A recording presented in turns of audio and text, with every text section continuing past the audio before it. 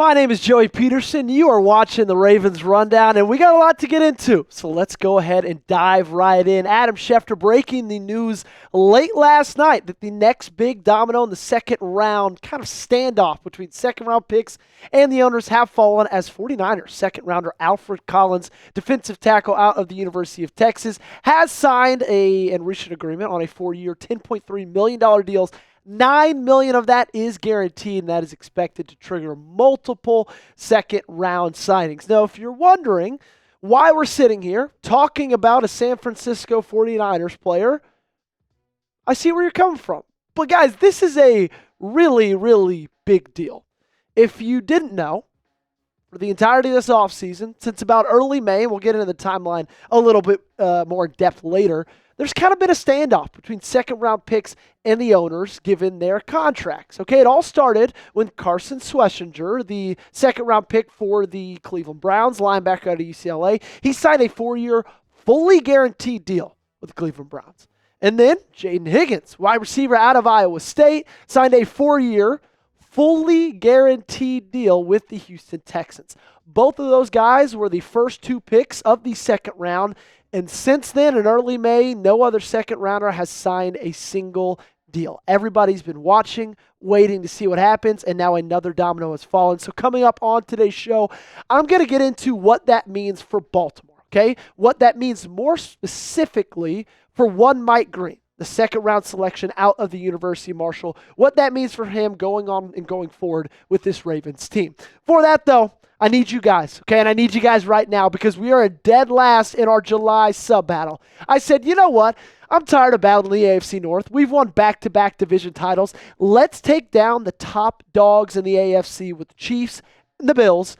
And unfortunately, we are sitting right now in third place. Only 31 subs behind the Chiefs report. Need your guys' help. Hit that subscribe button. It's free to do so, and it helps us dominate the AFC in our sub-battle this month. So 29, or I guess when I made this graphic earlier this morning, it was 29. Now it is 28 second rounders remain unsigned, and included in that number is one Mike Green, right? The 59th overall selection out of Marshall, the edge rusher that a lot of people were surprised that even fell that far. But of course, Baltimore Ravens scooped him up. The timeline goes like this. May 8th, Higgins signs. May 9th, Carson Schlesinger signs. And guys, it took 2 months, almost 2.5 months for the next player to sign, which was Alfred Collins yesterday. He finally, signed on that dotted line. So the gift from that is that this should trigger a ton of signings. So thank you to Alfred Collins and the San Francisco 49ers for getting this done, because I think that means that Mike Green should be getting done soon. Because Chicago this morning exactly, and Shamar Turner, they reached an agreement. So it's already triggered new deals just a day later. This is a very, very big deal, and it impacts Baltimore a ton, right? This is something that when this holdout has kind of been happening, it's all been about guaranteed money, right? Guaranteed money has become the sticking point because first-round selections, they get fully guaranteed contracts. But historically, second-round selections have kind of gotten 2 years guaranteed, 2 years not guaranteed. But a lot of these second-round picks saw what Jaden Higgins, Carson Schlesinger got, and they said, you know what? If they're getting guaranteed money, why can't I fight for some guaranteed money? So they all kind of banded together, and I said, you know what? Let's wait to sign these deals. Let's hold out. Let's see if we can all get as much guaranteed money as we can. The 2+2 model, in my opinion, is over for second rounders. Those guys, I think they know how valuable they are in the National Football League to their respective football teams to just say, you know what? I don't think it's very fair that they can only pay us 2 years guaranteed money, and then after that, they can really kind of just cut us loose if they need to, and there's absolutely zero consequence for them. The Baltimore Ravens in 2024 did not have a second-round selection, in 2024, they did have a second-round selection, and it was Roger Rosengard. He got $795,000 guaranteed, $1.09 million guaranteed this year, but then you can see on his contract in 2026 and in 2027, $0 guaranteed. They didn't have one in 2023, so we got to throw it back to 2022 with David Ojabo. $705,000 guaranteed, $1.06 million in 2023, $700,000 again in 2024. So he got kind of the 3-in-1 model. Now, it wasn't fully guaranteed in years 1 and in year 3, but he still got a good chunk of that guaranteed money, 2.47, almost 2.5 guaranteed in his total deal. And let's talk about Alfred Collins, okay?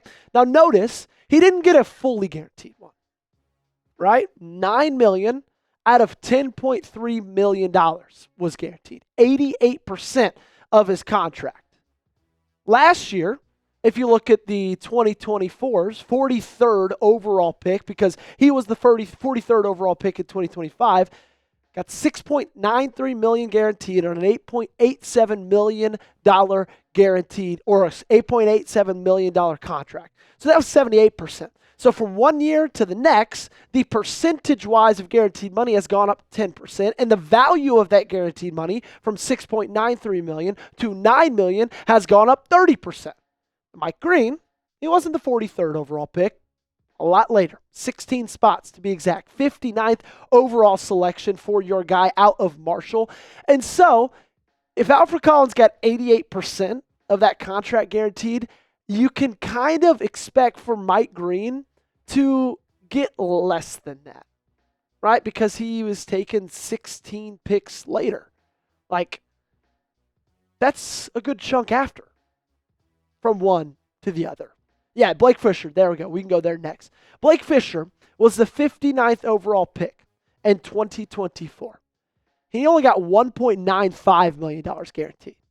39% of Blake Fisher's contract, the guy who got selected in the exact same spot that Mike Green got selected this year, only got less than 40% of his contract guaranteed. And it's an interesting case when it comes to Mike Green, because there's a lot of different factors at hand with him, okay? He was picked very late in the second round, okay? Almost into the third round, so you got to take that into account. You also have to take into account the fact that, do you want to guarantee contracts to a guy who has some history of sexual assault allegations? Because those could come down at any point, and he might have to lose some time. But also, he was probably the best pick in the entire second round. So he kind of has a case for fully guaranteed. And here's his case exactly. This is what I'm saying to the Baltimore Ravens if I'm Mike Green. Look, if you look at PFF's draft board, he was the 10th best player on that thing. Ranked second in all of college football with tackles for loss. Ranked first in all of college football with sacks with 17. 90.4 PFF grade in 2023. That was 92.4 in 2024. And his pass rush win rate was 20.2%. This dude was an absolute animal. He was an absolute steal. So if he wants fully guaranteed, he's got a lot of reasons to say, hey, look, I deserve it. Now, I don't think he'll get a fully guaranteed deal. I think he'll get all of year 1 and 2 and probably a little bit less than half of year 3, or maybe half of year 3, okay? He's going to get a big uptick from Blake Fisher last year. Blake Fisher basically got 40%. I think he's going to get somewhere around 60%, 65%. But we'll see. It's got to happen soon. What say you guys? Should Mike Green get a fully guaranteed contract? Give me a yes. Give me a no in the comment section down below. Weigh in with your answer. Do you think they should pay him every single dime of that contract? You let me know right now.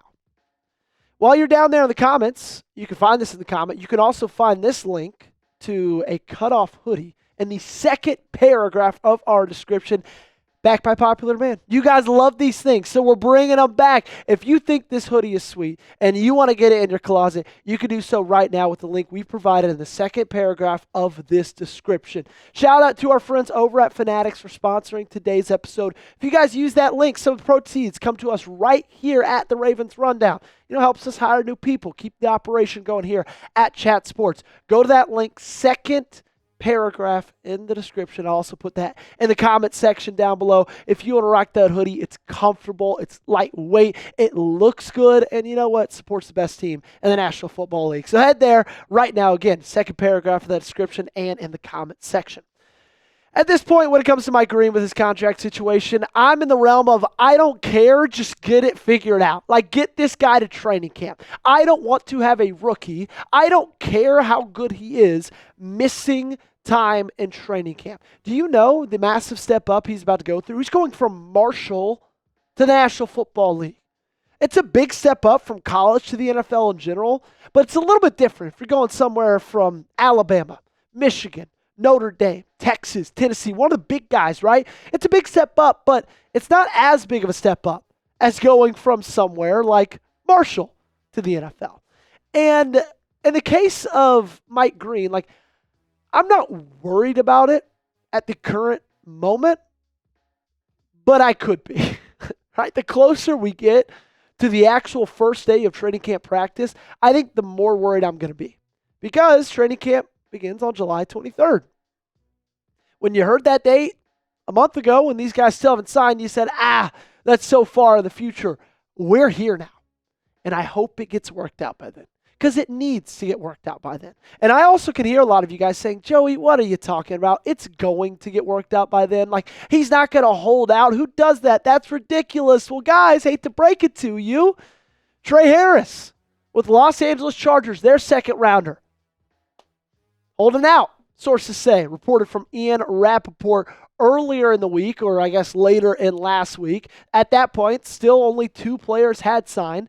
But now that we've got 2 more players that have signed from last night and this morning, I really, really believe that this could be something that's coming soon for Baltimore and coming soon for Mike Green. All in all, expect more dominoes to fall, okay? Had the signing last night. Had one hit just about an hour ago. Expect more to come in throughout the day, and hopefully Mike Green is the guy we're going to see on that list. Take a guess for me. When do you think Mike Green gets signed? Shout out the date, I guess. Don't shout out a day. That would be random. Just like, oh, he's going to get signed on a Tuesday. No, don't say that. Give me the date he gets signed and let me know in the comment section down below. Appreciate you guys for joining us right here on the Ravens Rundown. We can just go subscribe, Moose. Make sure you guys are subscribed to the channel. We do this thing daily, okay? We only cover the Baltimore Ravens. We don't talk about any other team, and we have the best time doing it. Appreciate you guys for watching today's show. We'll be back tomorrow with another video, and I'll see y'all then.